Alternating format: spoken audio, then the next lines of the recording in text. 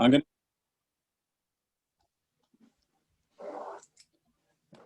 going to be talking about some work I've done with Sean Jewell and Daniela Witten from the University of Washington in Seattle, and in particular, a lot of, most of what I'm going to be talking about is work that was really led by Sean. And the main thing I'm going to be talking about is a work on how do you test for a change in mean in some data after having actually run a change point detection algorithm. But before I do that, I wanted to try and sort of motivate this topic by talking about another project that I worked on with Sean and Daniela, which was really what motivated us to be interested in the main topic of this talk. Okay, so the other project with Sean and Daniela was to do with analyzing calcium imaging data, which is data from about the activity of neurons in the brain, in particularly sort of mice brain. And just to show you what this sort of data looks like, I've got a couple of videos, but I just need to swap things to show them. So this is,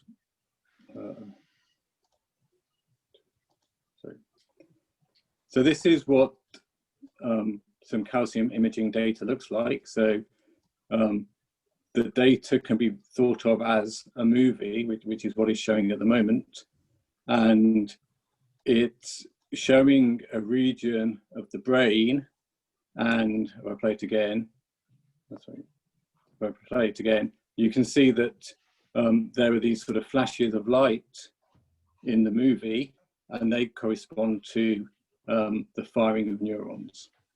The neurons are sort of at fixed locations in the brain and therefore in the image, and therefore what people can do is they can look to see in what regions of the image they can see activity, and they can focus onto each one of those and then just look at a specific neuron. So for example, there's now a yellow circle in the movie, and that's just because that's the location of one of the neurons in this movie.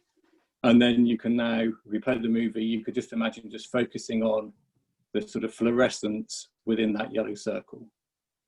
Okay, and then by doing that, what you can do is just over time, over the time frame of this movie, you can just record the sort of average fluorescence within the yellow circle, and that would give you a time series relating to one neuron. And one of the sort of things which makes this sort of data particularly interesting is that one experiment actually can give you information on lots of neurons at a time, and therefore it enables you to start to understand the sort of interaction between the activity for different neurons. Okay, so I go back to the other slide. Okay, so the work that we came in was actually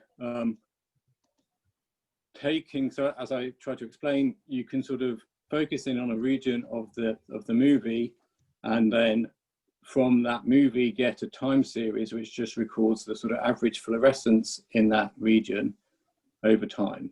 And this is just an example of such a time series.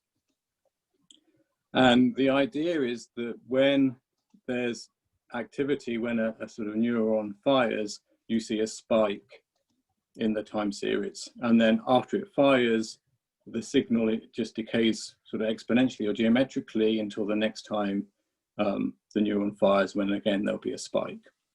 And so the sort of problem that we were interested in was, given say time series such as is shown on this slide, can you actually have an algorithm which will reliably detect when the neurons are firing? So I'm not going to say too much about what we did, but just one slide on the sort of basic idea. So the way we proceeded was a sort of model-based approach to detect the sort of times at which the neurons fire. and the models sort of described on this slide. So the idea, the idea is that, so we have observations Y, which are equal to some signal, which are denoted by C plus noise, and then the signal sort of propagates over time according to sort of this equation here. And the idea is that normally you have exponential decay. So normally CT, the signal at time t, would just be some constant multiplier, gamma, times the signal at time t minus 1. But then occasionally you'll have a spike in the signal, okay, which is what this ST here represents. So at most time points, ST would be 0 and you'll just get exponential decay. And occasionally ST will be positive, in which case you get a spike. And the problem of detecting when the neurons fire is sort of equivalent to fitting this model and then trying to work out at what time points this spike, this ST, is non-zero. Okay, and this is just one example of models which are called sort of change point models. Though it's a slightly unusual one, but essentially here we have the situation where we have a normal behavior, which is that the signal decays exponentially, and then we have these changes which correspond to these spikes when this ST is non-zero and we have a jump in the signal.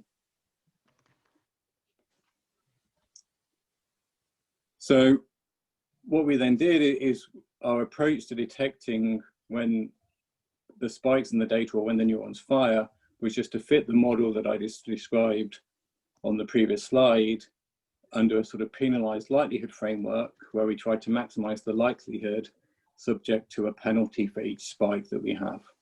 Okay, and to me that seems the most natural sort of approach for this sort of problem. The sort of challenge comes from the fact that the maximizing the penalized likelihood involves a sort of non-convex optimization problem. Okay, but there are efficient sort of dynamic programming algorithms which can actually enable you to solve that non-convex optimization problem exactly and also very quickly. Okay, and if you're interested in what we did in any more detail or the application, then we had a paper which appeared last year in Biostatistics.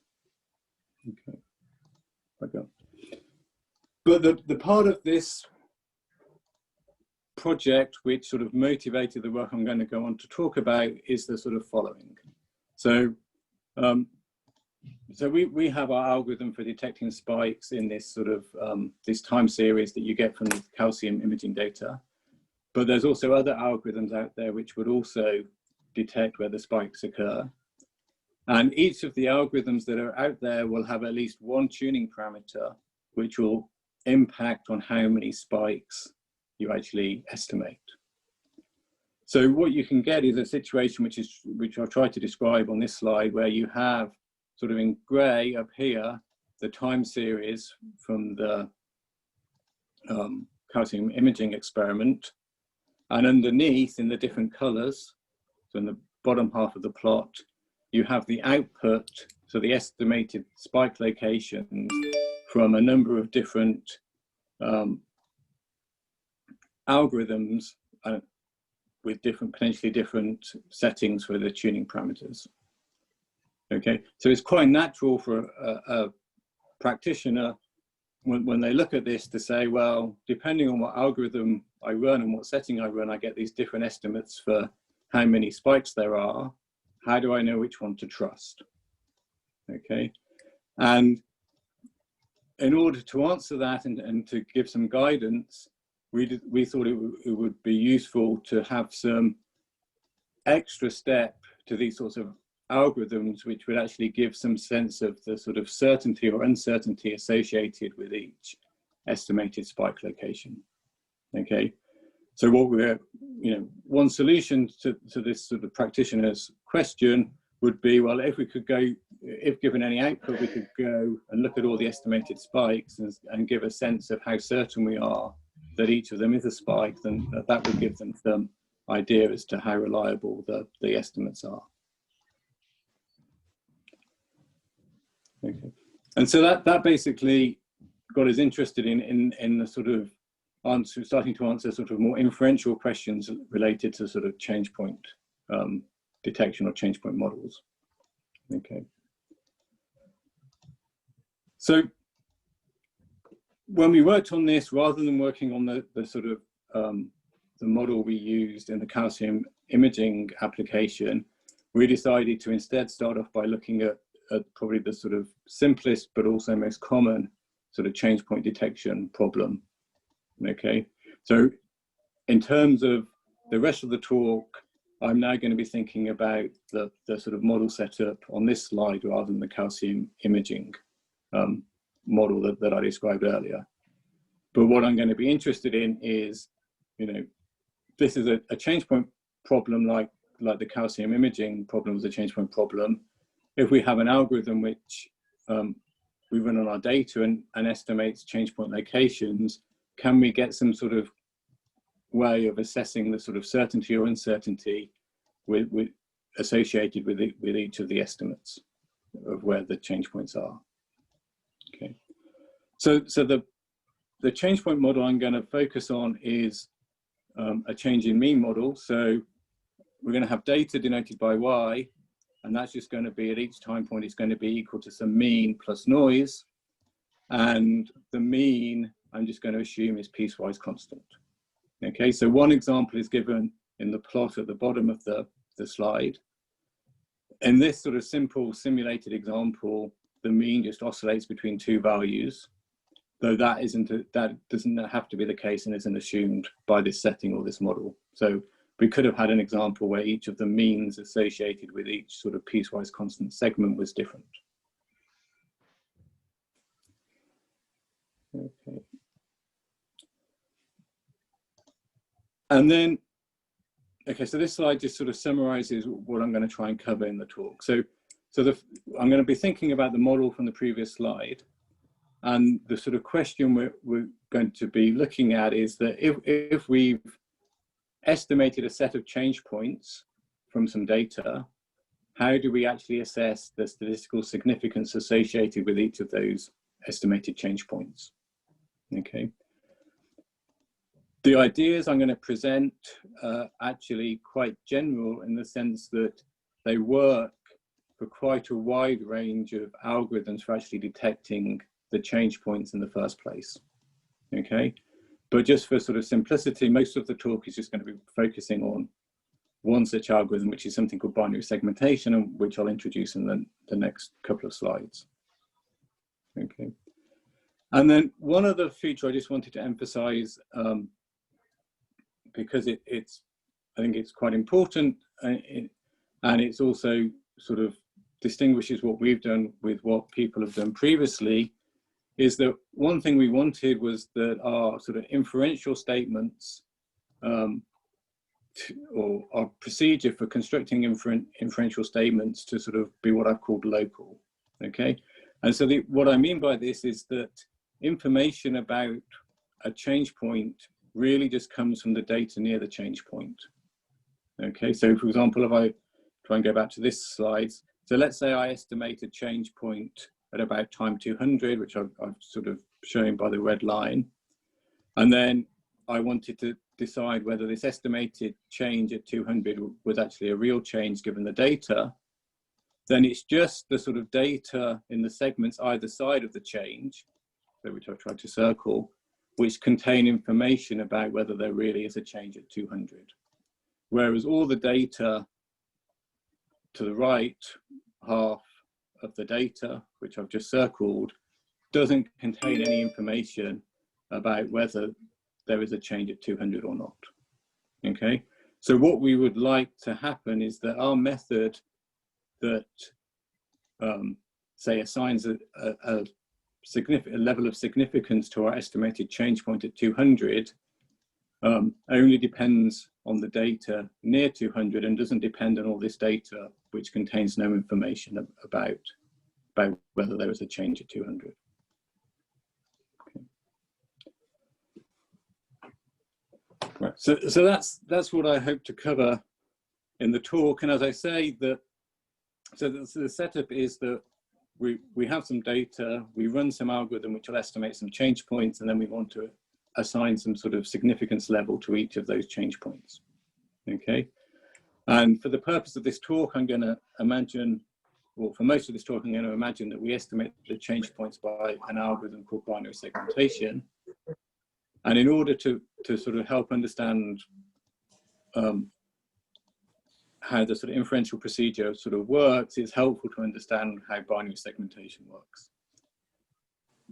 So here's just a very sort of simple example of how binary segmentation works. And if you sort of look at the bottom half of the screen, I'm going to sort of explain it for this very toy data example where we just have 10 data points.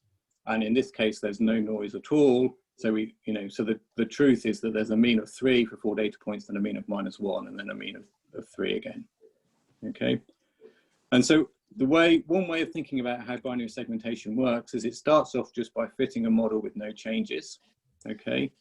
And that's what's given in the blue at the bottom of the slide. So if you weren't allowed to have any changes in your model for the mean, you would estimate a common mean of 1.8 at each data point. Okay. But then what binary segmentation does is it then tries to fit a model with a single change point and sort of asks, well, is there evidence that I should add a change point? And if so, what's the best place to add it? Okay. So if we do that in that case, what we would do is we'd actually add a change point after time 4. And then our model that we fit is now shown in the bottom, in the bottom row of the slide. Okay, and so the fit model now has a mean of 3, correctly has the mean of 3 for the first 4 data points, but then has a mean of 1 for the remaining 6 data points. And then what it does is it says, well, I've got a model with 1 change point, maybe I should add a second change point. Is there evidence that I should add a second change point, and if so, where should I add it? Okay, and if we do that here, we'd add a second change point, and then we'd have a perfect fit to the data, and we wouldn't add any further change points. But essentially, all that binary segmentation does is it's just a sort of greedy algorithm which just tries to add 1 change point at a time until there's some criteria under which it decides it can no longer get a sufficiently better fit to the data by adding extra change points. Okay. So the focus of this talk is then we have our data, we've run, say, binary segmentation, and we've got our set of change points.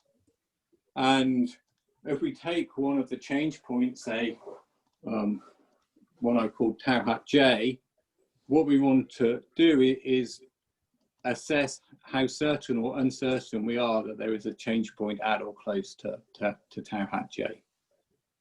Okay. And the way we're going to do this is think about performing a sort of hypothesis test and then getting a p-value associated with this change point. Now, there's various choices of hypothesis test or sort of null hypotheses that you could test in order to get a measure of certainty as to whether there is a change point at or close to tau hat j. And for the purpose of this talk, I'm going to primarily focus on the null hypothesis given in this slide, which is what people have done previously. Okay. So the idea here is that we've estimated our change points, tau hat 1, tau hat 2, all the way up to tau hat k, say. We then picked one of them, tau hat j, and then given our set of estimated change points, there's going to be a segment to the left of tau hat j and a segment to the right of tau hat j. Okay. And then our model has that the data is some mean vector, nu1 up to nu(n) plus noise. And our null hypothesis is just that if you average the means for the segment to the right of tau hat j, which is the term I just circled, and subtract the average of those mu's for the segment to the left of tau hat j, that those averages would cancel and the answer would be 0. So it's sort of saying that the sort of average value of the mu's in the segment to the left is equal to the average value of the mu's in the segment to the right of tau hat j. Okay.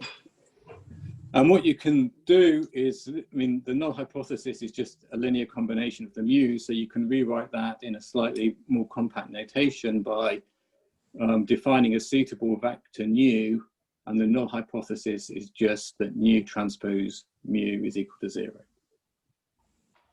Okay, and one way of interpreting what nu transpose mu is it's just the sort of change in the mean under our model of the data to the left of the change point, in the segment to the left of the same change point relative to the data in the segment to the right of the change point. Okay. So we want to test this hypothesis that nu transpose mu is 0, and there's quite a sort of obvious way of doing that, and that is just where you could think, well, we could just, a natural test statistic for whether nu transpose mu is 0 is just to look at nu transpose y.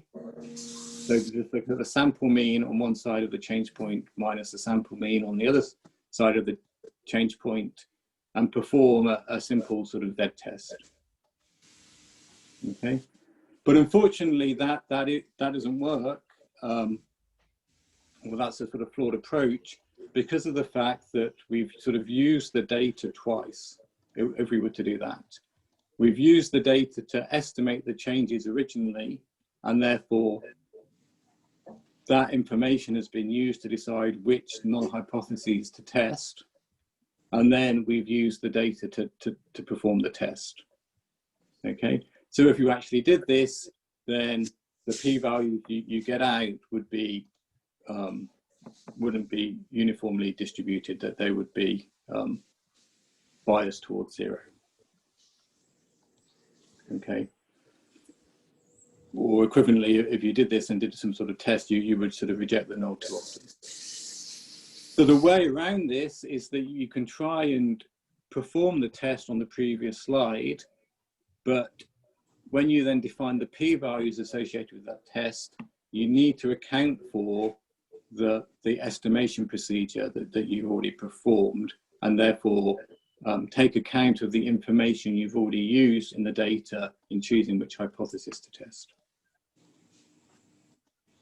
Okay, so this is the sort of basic sort of approach we're going to take for trying to define valid p-values associated with the hypothesis test that we want to perform, which takes account of the fact that we've already used the data to estimate the change points and therefore choose which null hypothesis, which test to perform. Okay, so the idea is we're going to try and calculate a sort of conditional p-value, which is the probability that our test statistic is greater than the value we observe for our data, but conditional on this information S, where S is going to account for the information in the estimation process, which has been used to choose the test that we're performing. Okay, and for the purpose of this talk, I'm going to focus on defining S in term S to be the sort of set of estimated change points, which is just in the top sort of bullet point here. Though there are other sort of conditioning events, in some sense, depending on what sort of test what null hypothesis you wanted to test, that there may be other choices for what S could be, which would be appropriate. Okay. So essentially, what the conditioning S is trying to do is it's saying that we're interested in this distribution for data sets capital Y, but we're only interested in data sets capital Y, which would have produced the same set of estimated change points as we have observed for the real data. You know, so running binary segmentation has given us a set of data of change points on the real data. What data sets capital Y could we have, which would also binary segmentation would given the same set of change points. Okay.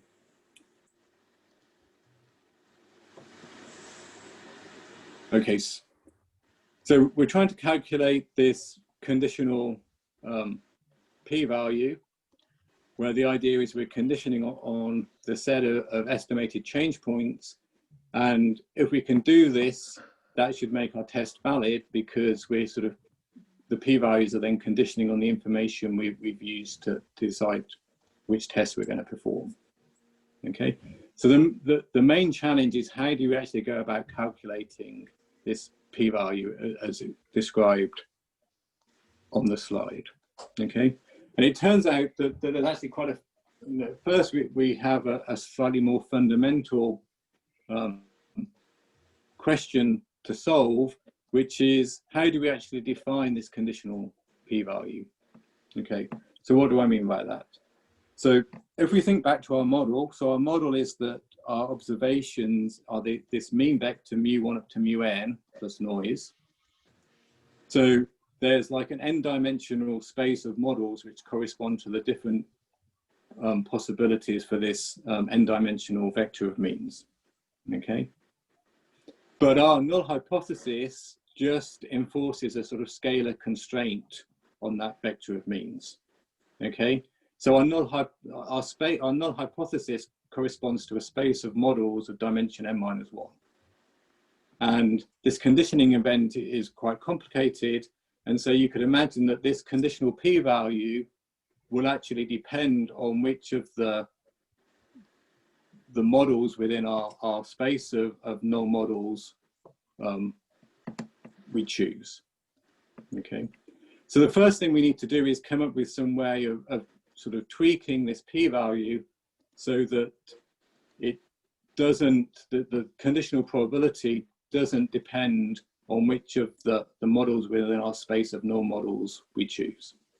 Okay, and the way that we can do that is sort of given in the bottom bullet point on this slide. And the way to do that is just to conditional on some extra aspects of the data. Okay, so our test statistic is nu transpose y, and what we can do is we can introduce a matrix which I'm just going to call pi, which is sort of given here, such that pi is the sort of n-1 dimensional projection that is orthogonal to nu. Okay, and what we're then going to do is we're going to condition on the fact that this projection of data capital Y is equal to the projection that we get for the data that we're analyzing. Okay, and the reason we do that is that under our null, the test statistic nu transpose Y is independent of this projection.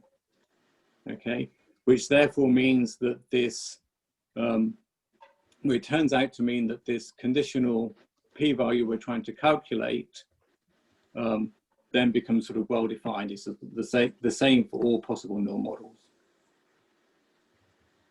Okay. Okay.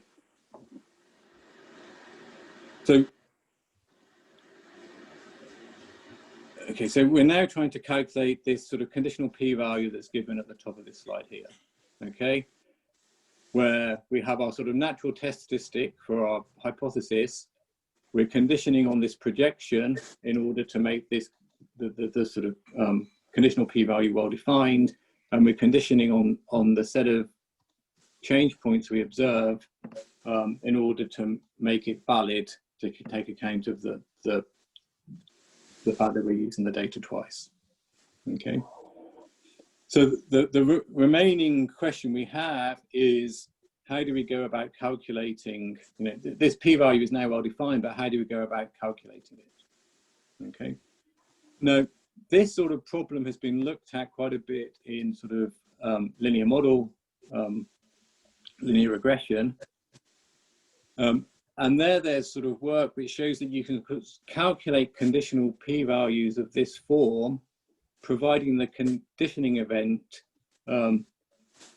is equivalent to some sort of polyhedral constraint.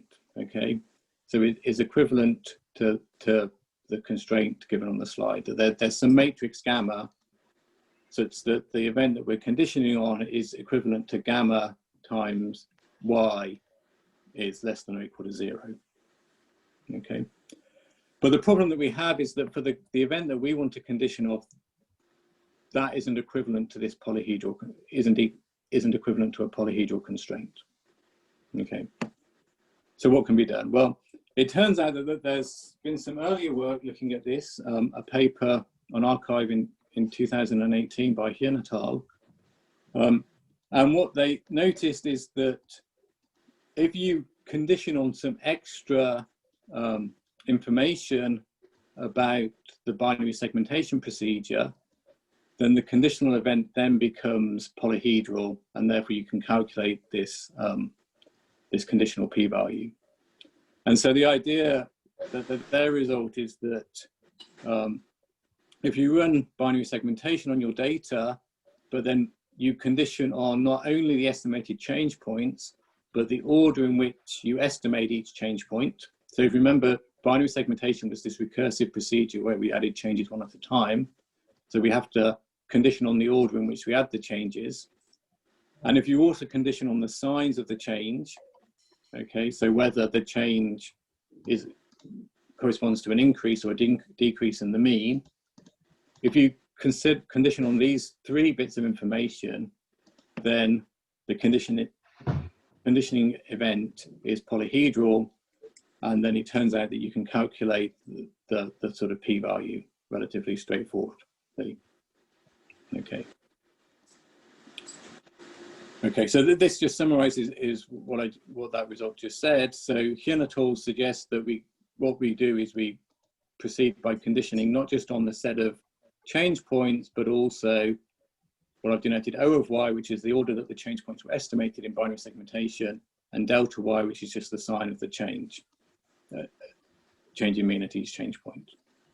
Okay, so that's good, but it does come with a drawback.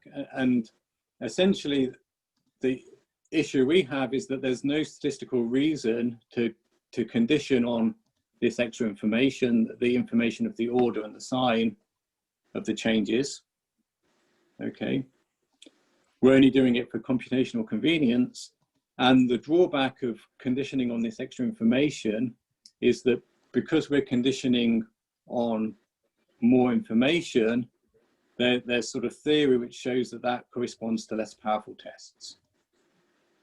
Okay, and one disadvantage in particular of this is that once you condition on the order of which the changes are detected in binary segmentation, then the sort of p-values you get are no longer local.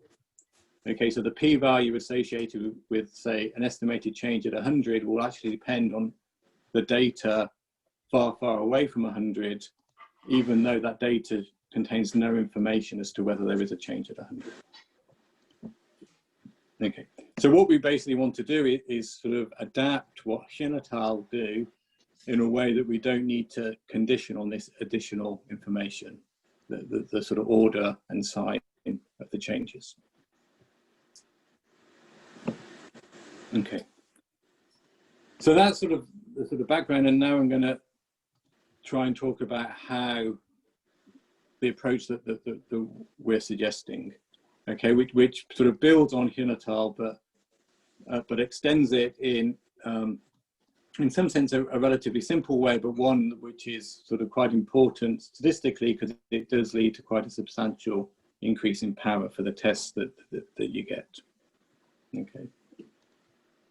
So this is just, so the way we think about it is the following. So on the slide is just the definition of the conditional p-value that we want to calculate. Okay. And then the first thing we do is that we remove this conditioning on this projection of the data. Okay, the fact that pi of capital Y is equal to pi of little y. And the way we do that is essentially through a sort of change of variables. Okay, so what we can do is we can, our test statistic is nu transpose Y. Okay, so we'll call that equal to phi. And then we can think about, there's a one-to-one mapping between the data, capital Y, and phi and this projection pi y. Okay.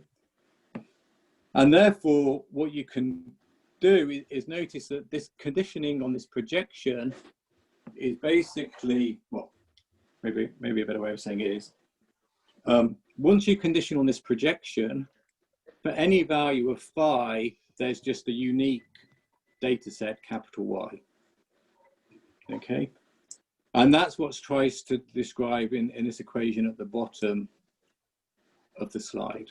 So for any value of phi, there's just going to be a unique data set, which we've denoted Y dashed of phi, which would have the correct value of nu transpose Y and also the correct value of this projection.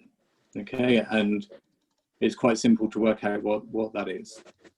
Okay, and then what you can see is this conditional p-value. What you can think about it is what we could try and do is we could just vary phi from minus infinity to plus infinity.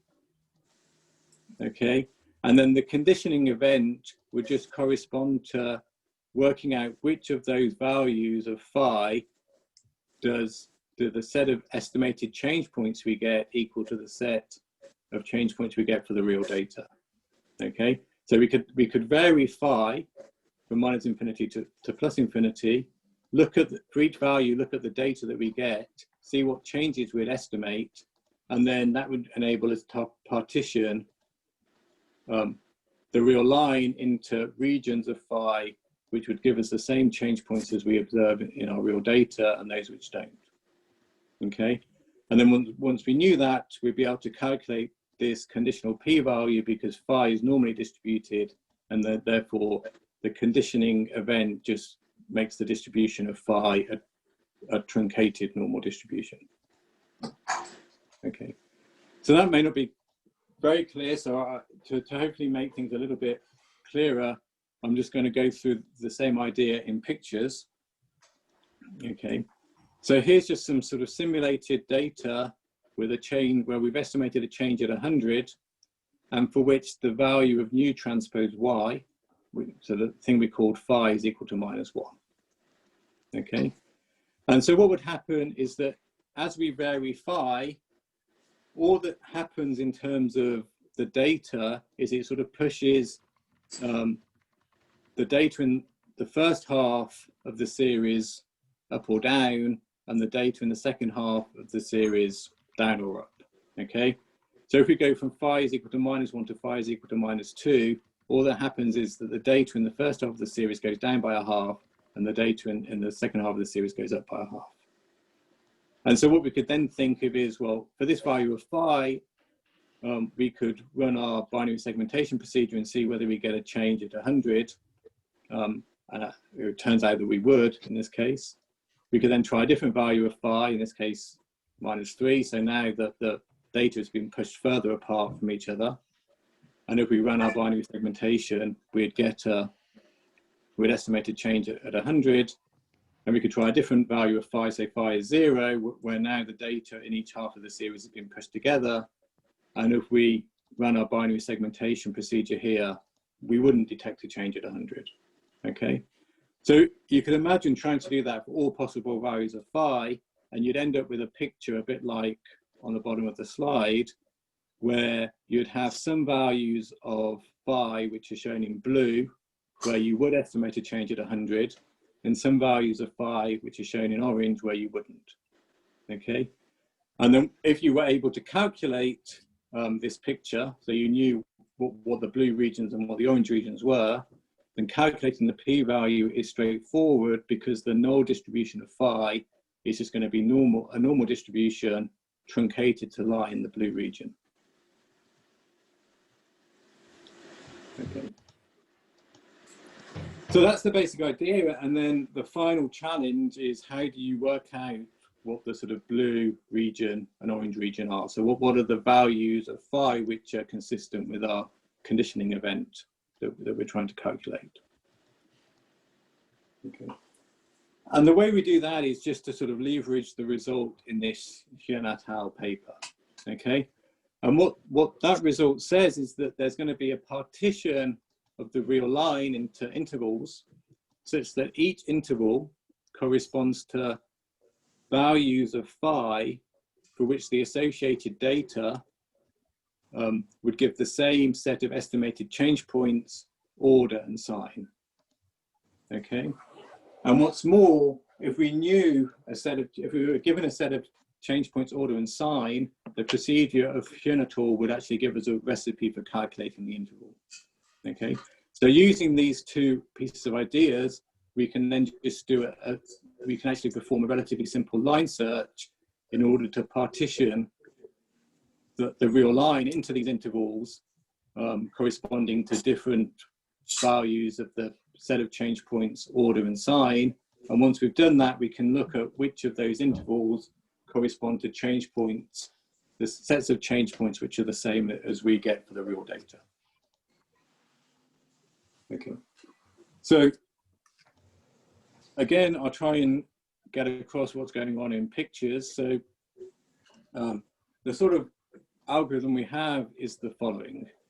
So we have our data, we run binary segmentation on our data, and that will output what I've called M, which is the set of change points, O, which is the order in which they were added in binary segmentation, and D, which is the signs. Okay. Then what we can do is we can use the procedure in Hühner to find the interval A0 to A1, which is just all the values of phi for which the set of change points would be M, the set of orders would be O, and the set of signs would be D. Okay, and clearly by construction, the set of change points within this interval would correspond to the change points we observed on our actual data. Okay, and then what we do is we just choose a value of phi which isn't in this region. We create the data associated with that phi, run binary segmentation on it, and then just repeat the same step. Okay, so one thing to do would just be to choose a value of phi, say just bigger than A1, okay, which is what's done on this slide here. So we choose a value of phi just bigger than A1, create our data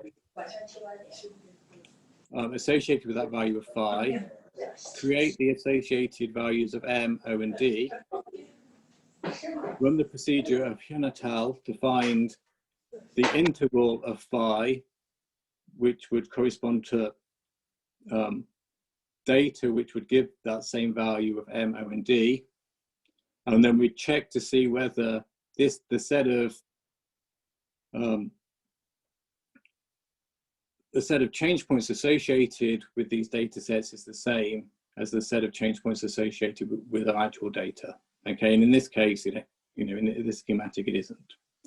And then we just repeat that, choosing a different value of phi, maybe one just less than A0 or one just greater than A2, and just repeating until we've mapped out the whole real line. Okay, and then once we've done that, we know that the null distribution of phi is going to be equal to a normal distribution truncated to the regions for which we've sort of got ticks in this procedure here. And therefore it's straightforward to calculate the p-values. Okay, so in some sense, the sort of idea is that we're trying to improve on the Hühner approach so that we can condition on less information, and we can actually do that in a relatively simple way just by sort of recursively applying the sort of Hühner algorithm to get this better characterization of the space of phi values that we need to truncate on. Okay. As I mentioned at the beginning, this general approach is this approach is quite general, and it applies to lots of different ways of estimating the change points originally, as well as binary segmentation variants of binary segmentation and various things linked to the lasso. Okay. The one class of change point detection algorithms it doesn't work for are where I come back to that, are methods which estimate change points using a sort of penalized likelihood or penalized cost approach. Okay, but there's a separate method which enables us to do, we can still sort of define the conditional p-values in the same way, but we need a completely different algorithm to work out the sort of conditioning event. Okay, and that's a lot more complicated, and if you're interested, you should see the sort of paper for details. Okay. The slide I skipped over was just a simple example just to show that conditioning on less does actually have a sort of important practical difference. So this is just a very simple example where we've simulated some data with a changing mean. We've then run binary segmentation to estimate the change points. And then we've taken the original approach of Hyun et al. And our approach and calculated these conditional p-values. Okay, and on the slide, so all the estimated change points correspond to the vertical lines on the slide. And then in the top plot, you have the Hyun et al. Approach, and in the bottom plot, you have our approach. And in each of those plots, if the p-value, conditional p-value was less than 5%, the lines are in blue, and if they're greater than 5%, they're in red. And at least on this very simple example, you can see that there's a lot more power when you condition on less information. And in this case, you have basically twice as many of the sort of originally estimated change points are flagged as true changes at a sort of 5% level, or have a p-value less than 5% in this case.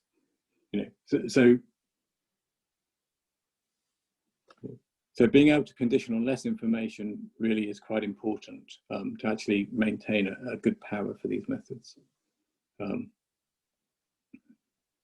Right. So to finish with, I'll just give one more set of simulation results that we've obtained. And this is for so the way we perform the simulations here is we simulated data of length 2000, and we simulated an underlying mean which had 50 change points. And what we did is we had a number of different scenarios, each of which correspond to different sizes of change. Okay, so we let delta range from 0.5 to 4, where delta is how much the mean changes from one segment to the neighboring segment. Okay, and so the idea is that by looking at performance as delta varies, you get some idea of how the power of these methods depend on how big the changes are. And just to show you an example, here's just one example of simulated data where delta is equal to 3.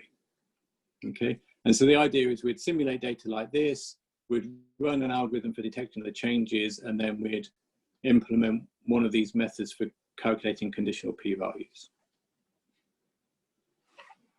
And the sort of comparison we did was to compare 4 different approaches. So approach 1 is basically approaches 1 and 2 are the methods I've really been talking about so far. So approach 1 is the method of Hyun et al. And approach 2 is our method where we are able to condition on less information. Okay, and both of these use binary segmentation to estimate the changes. The other approaches actually consider a slightly different null hypothesis, which enables you to only condition, if you want to test whether tau hat j is a change on the, because what it does is it has a fixed window either side of an estimated change, and the null is just that the mean in that window before tau hat j is the same as the mean in a window to the other side of tau hat j. Okay, So it's a slightly different null hypothesis, but it is one, in many ways, it's a more natural null hypothesis. But it's also one that enables us to condition on even less information when we calculate these conditional p-values. So approach 3 just uses this different null and this different conditioning, again, where we've used binary segmentation to estimate where the changes are. And then finally, approach 4 is the same as approach 3, except we've used one of these L0 penalized methods to estimate where the changes are. And essentially, there's sort of 3 plots of results looking at different aspects of this problem. So the first thing is just confirmation that these conditional p-values are sort of valid, that they are uniform and under the null.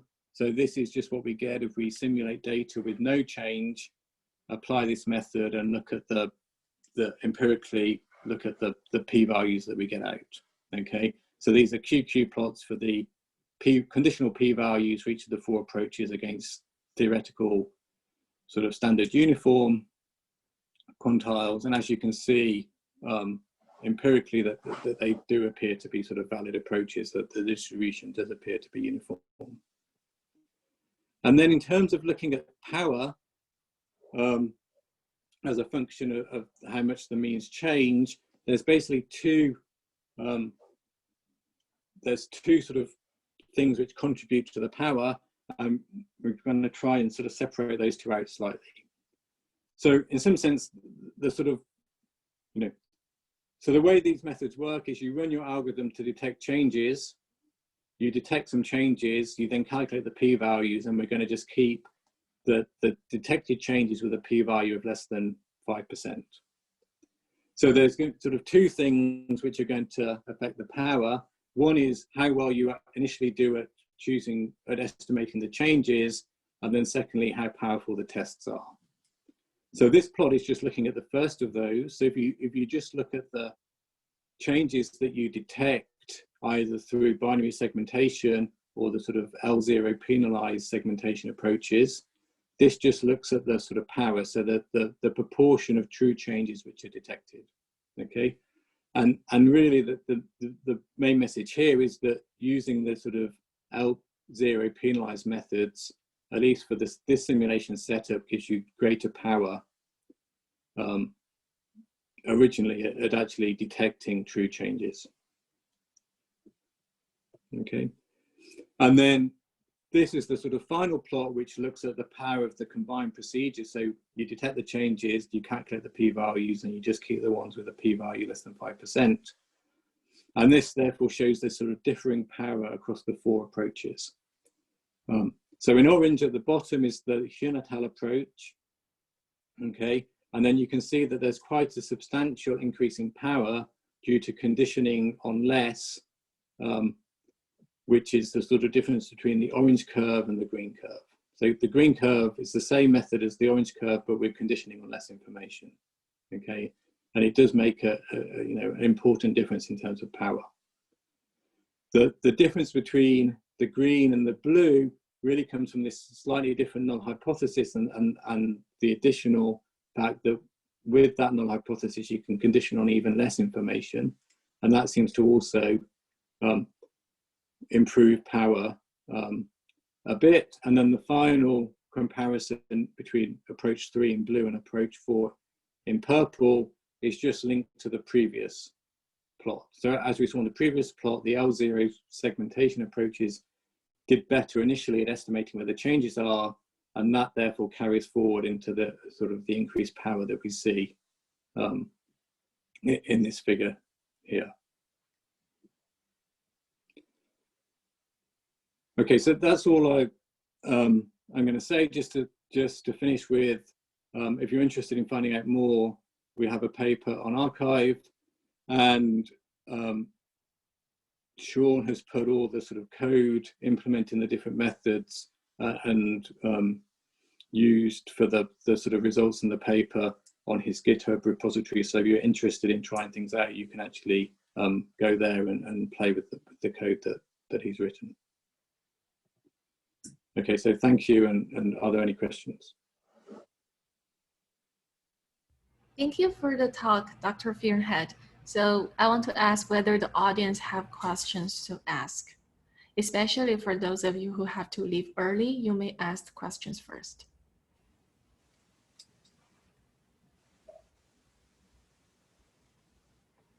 Okay, so I guess then I can ask the first question.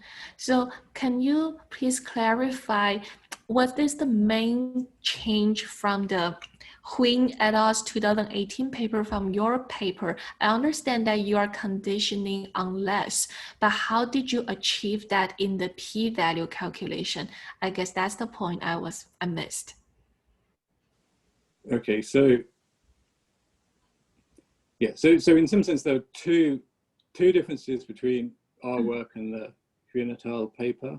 The first is that they don't consider methods where you estimate things via this L0 penalized segmentation. But in terms of things like binary, if you estimate via binary segmentation or Fuselier-Sus, the difference really so statistically the difference is that we enable you to do the test by conditioning on less information, and that's sort of because we end up so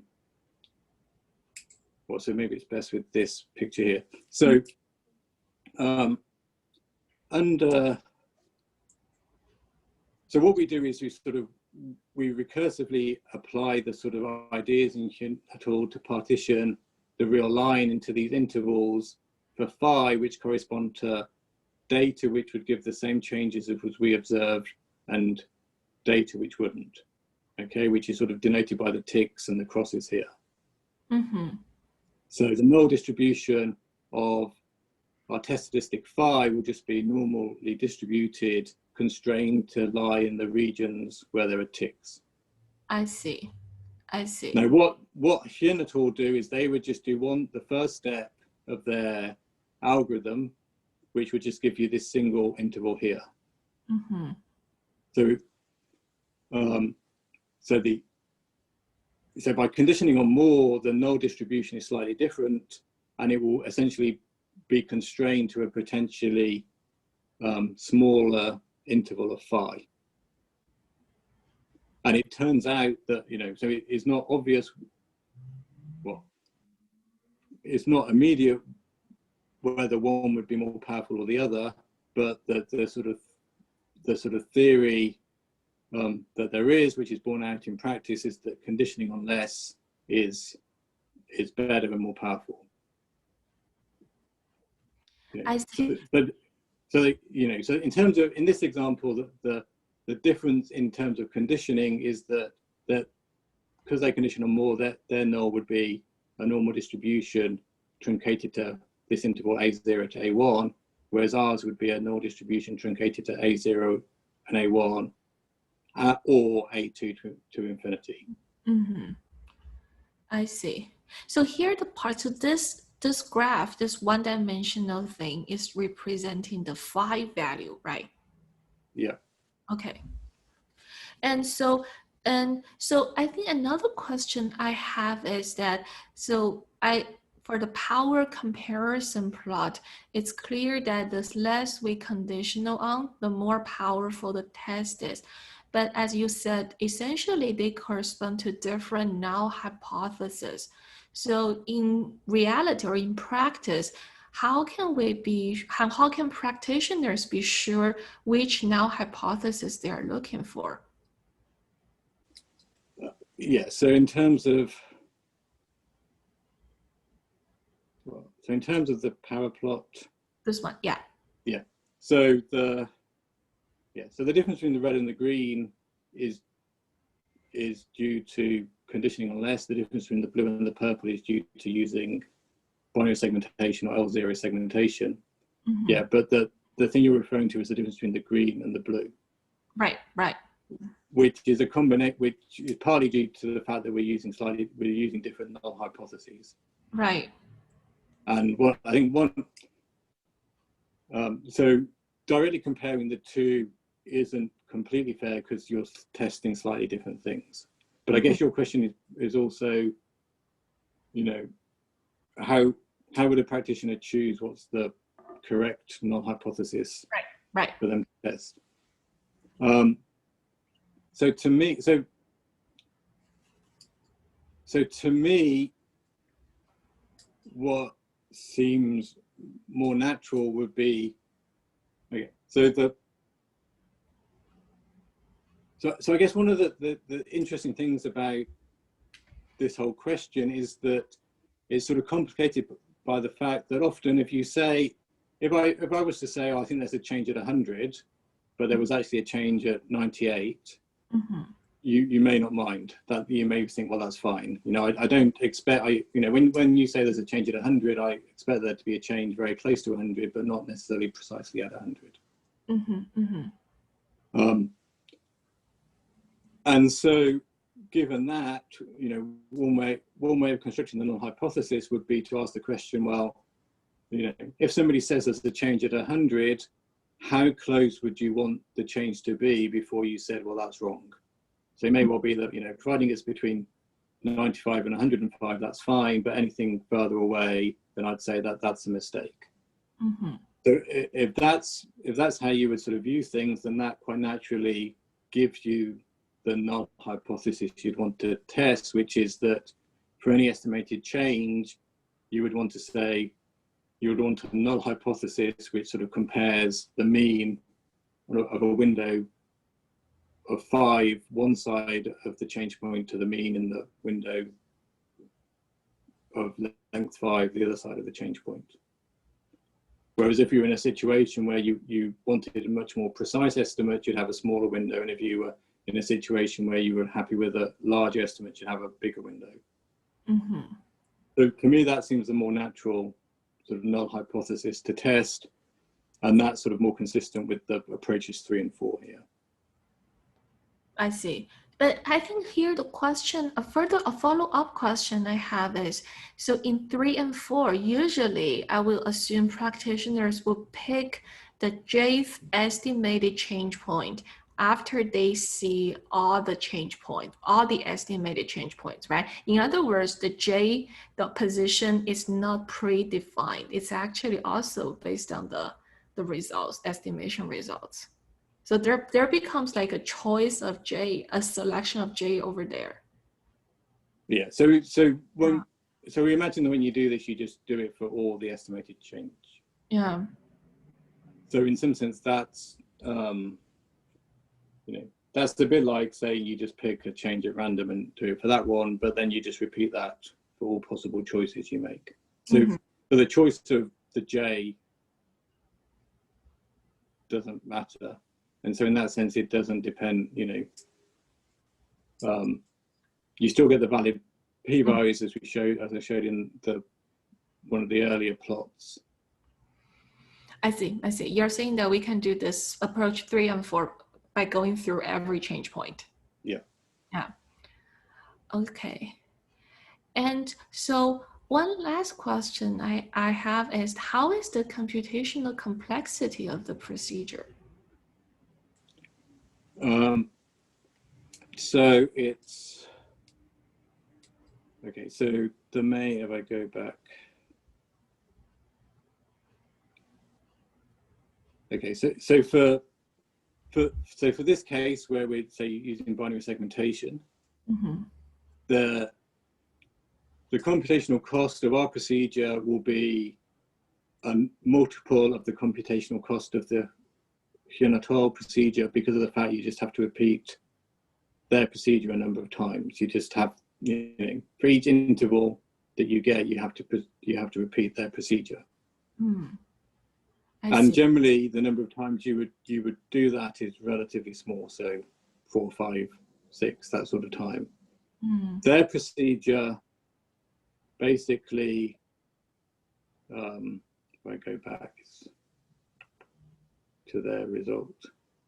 Okay, so their procedure involves this result, which sort of says, so if you estimate k changes and you have capital T data points, then the conditioning event is in terms of a matrix gamma, which is basically well, it's of order k times t by t. So k times t rows by t columns.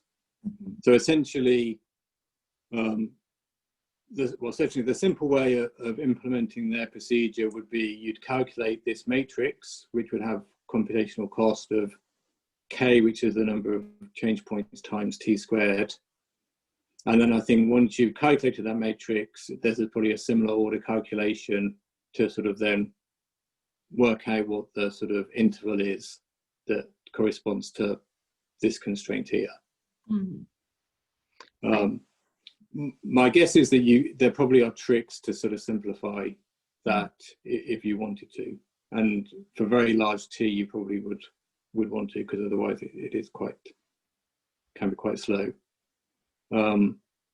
Interestingly, the algorithm we have for the L0, the sort of, if you estimate the changes by solving the sort of L0 penalized procedure, the method that we have there tends to be quite a bit quicker than at least that naive implementation of the unital approach. I see. And so sorry, I have one more question. So the current procedure will only work for the case where the noise follows a Gaussian distribution. Is that right? Yeah, all these methods require the noise to follow a Gaussian distribution. There are ways of extending them to other distributions, but one of the main reasons you need this Gaussian assumption is linked to this sort of this thing where we were so this thing where we introduce this extra conditioning event. So because of sort of the presence of like sufficient statistics for the Gaussian, you can introduce a conditioning event, and then you'll have that new transpose y is independent of this projection. So that's quite an important step in the procedure.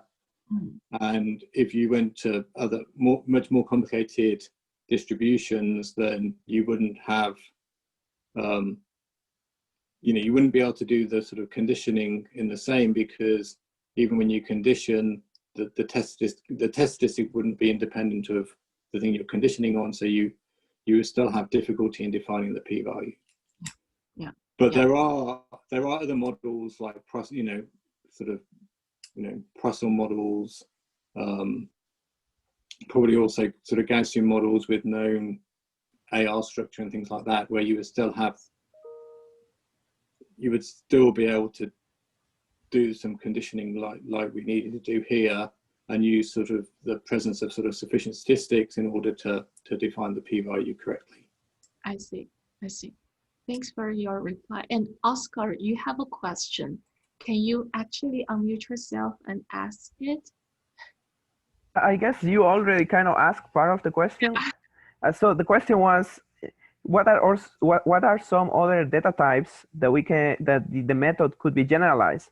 For instance, as it is right now, one assumption is that the measurements are univariate. Could this be extended to multivariate data sets, or binary or binary networks, or more complicated frameworks for change point detection? And thank you for the wonderful talk. Yes. Well, so it's not something that I've really thought about. My guess is that there would be some, say, multivariate or more complicated models for which you could apply this, but equally that there would be others where you cannot. I mean, so the sort of two main challenges are having to do this conditioning in order sort of to get a sort of sensible definition of what the p-value is, and that seems to be the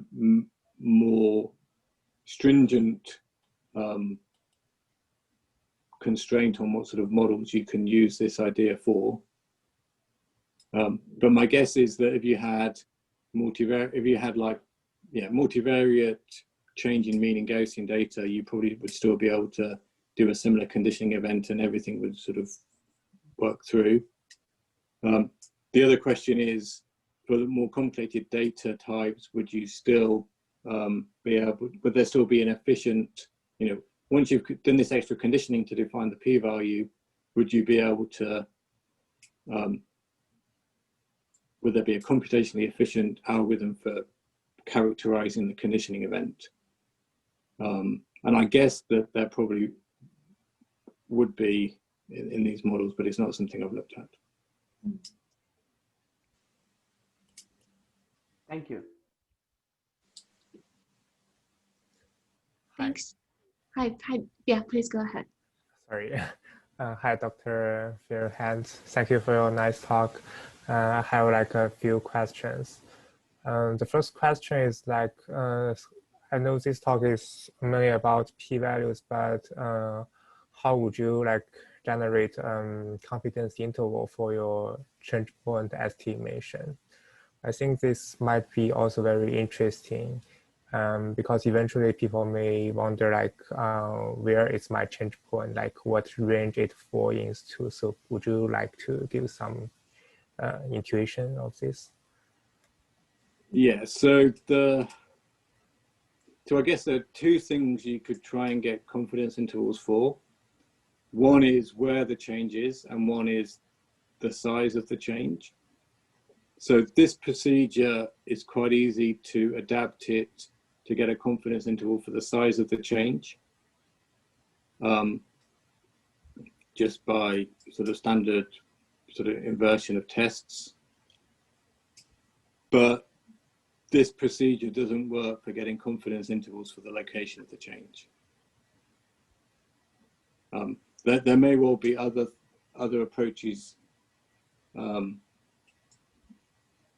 that would, but currently, the approach that I've described just doesn't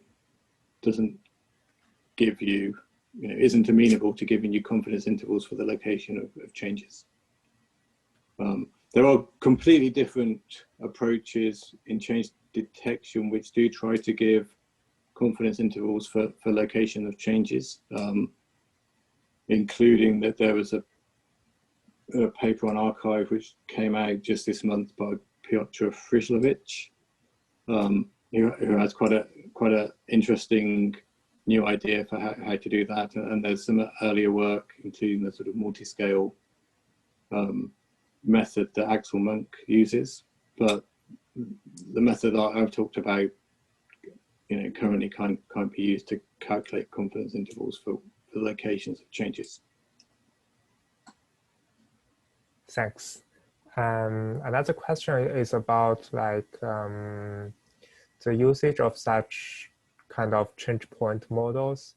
Because I'm from like bioinformatics PhD program, so I wonder like what kind of biological data would be suitable for like using such kind of change point model, because I think it might need like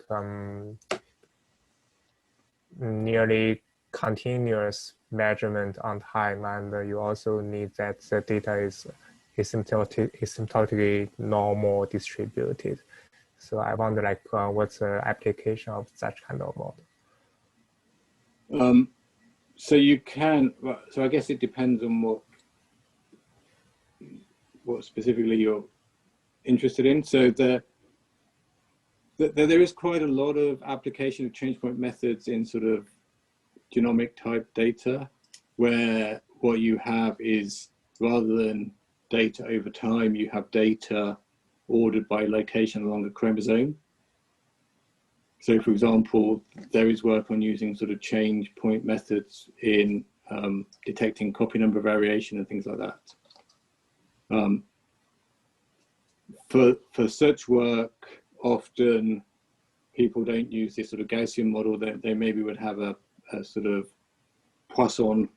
I think often that the data is more sort of like count type data, or in some applications can be count type data, So often they use sort of Poisson likelihood based models, but there are algorithms which try and detect changes in mean in Poisson data. Thanks. I guess the last question is like more like an open question for this, because I think like here the time variable, or I mean like the x variable is kind of like non-fixed variable. So I wonder if it also contains some random. Is there any way to deal with such kind of thing, or just like a measurement error or some kind of randomness of the x variable? So you're saying that the time. Yes, like yes, like in genomics, like we have like pseudo time which is inferred from the data. So I won't think like it's really fixed variable. So I wonder, in such kind of cases, is there any research about this? I mean, if there's noise on the time, but it doesn't affect the ordering, then I think that most people would probably just well, for the sorts of methods that I've been talking about here, most people would just ignore that error. You know, in some sense, the key thing about the time is it orders the data, and then you just analyze the data in that order. I think if you had some sort of Bayesian method, then potentially you can. So, if you wanted within a sort of more Bayesian method, you could probably allow for the sort of probability of there being a change depending on the difference in time between two observations, and there the sort of time information would matter a little bit. But my guess is that in most cases, if the only thing that was happening is that the time label was maybe out, but the ordering was correct, then most people would just ignore that. I see. And I think the more challenging thing is if there was some measurement process whereby there was error on the X variable and that potentially messed up the ordering of the data points. And I'm not aware of ever seeing any work which tackles that problem, but that would be a much more challenging problem. I see. Thanks. Thank you so much. Thank you for the question, and thanks, Dr. Bierhead, for the answers. So, do we have further questions from the audience? If so, you can just unmute yourself.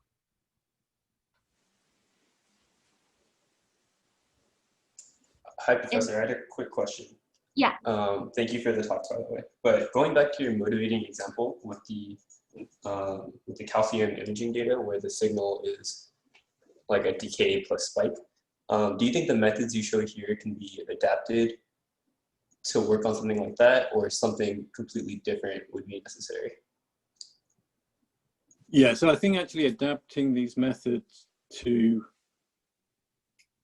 that situation where, I mean, so in some sense that the only, maybe I need to, so the main difference between the thing I talked about and that application was just the decay. And certainly dealing with the decay, I think is relatively straightforward within these methods. And I think Sean and Daniela have actually done some work on that. So I think that isn't too difficult to do. The other feature of the calcium imaging data is, as well as having this sort of decay, you sort of know that the spikes that you get are always positive. And probably that is the sort of aspect of the problem which makes it a little bit more challenging to adapt these methods to. But I think just dealing with a sort of exponentially decaying mean rather than a constant mean is quite straightforward to deal with. Thank you.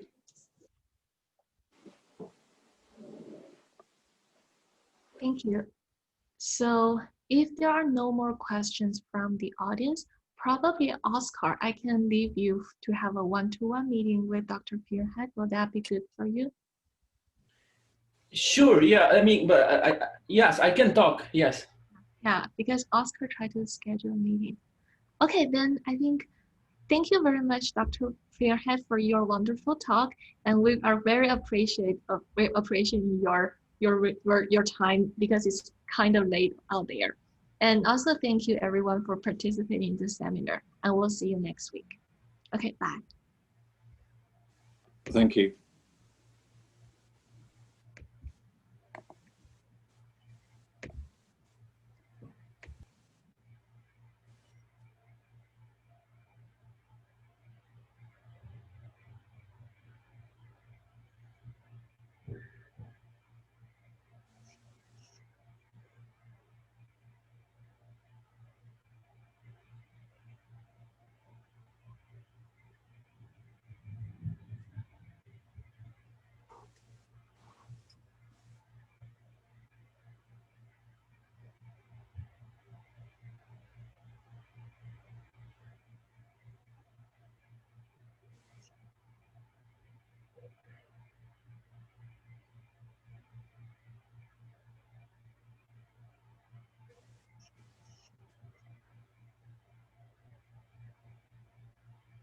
Hi, Professor Fairhead.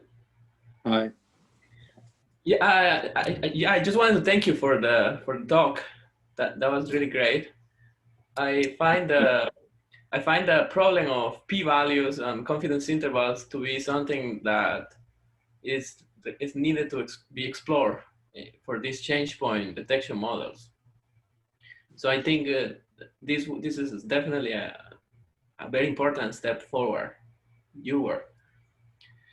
Given that it's already very late, I don't want to take your time, so I just wanted to thank you, and I think like the question I was asking about extending this to other frameworks, I don't know if that's mathematically feasible at the moment, right?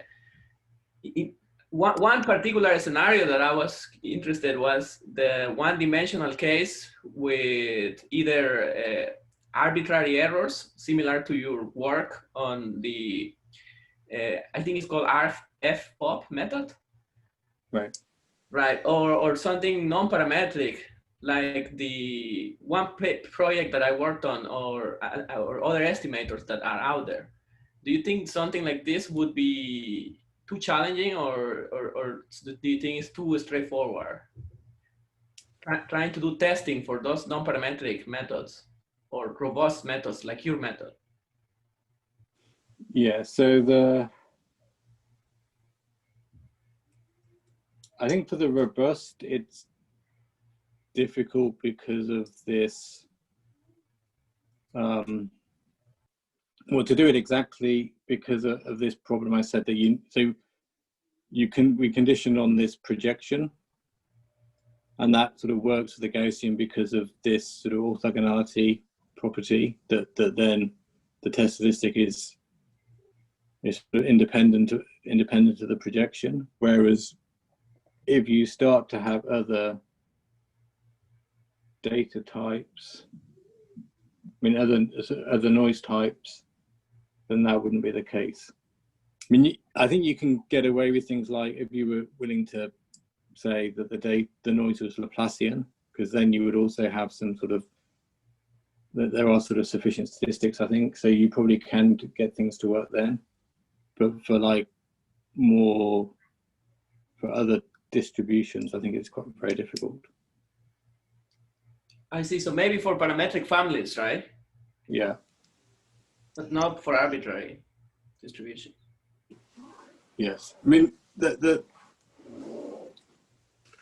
yeah, I mean, I think, yeah, certainly if you wanted to do things sort of exactly, I mean, it may be that for these other distributions, there would be, you would be able to sort of condition on something so that which sort of is valid. I mean, it's not fine.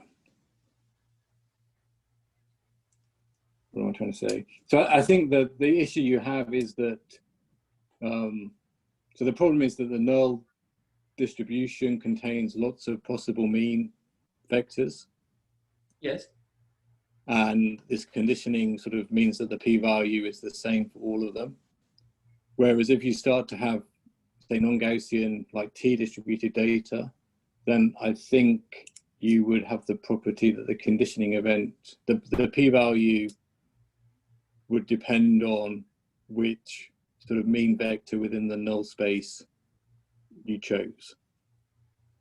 But maybe that there are things you can condition on where that dependence would be, would be negligible, and so in practice you could ignore it. I see. But I think that's the main challenge with extending these to the sort of more challenging sort of models. I see. And I guess this might probably be the same if one was interested in extending this, say, to estimating the variance, like change point detection on the variance or change point detection on the quantals of the time series. Would that be the same problem that you were talking about? Well, I think you probably can get it to work for changing variance if you have an appropriate model, because again, there was probably sufficient